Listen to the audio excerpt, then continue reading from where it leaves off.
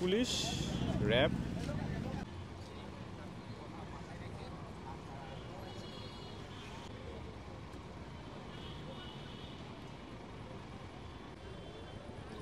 ভুল কাজ করছে, ট্রাই করতে বলে থেকে চলেছে।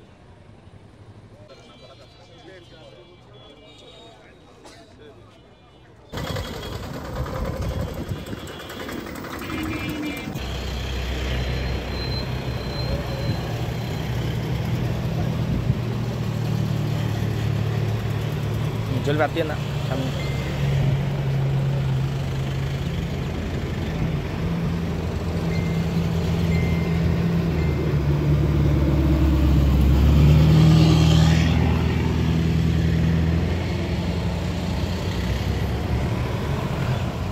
আর্মির গাড়ি আসবে, আর্মির গাড়ি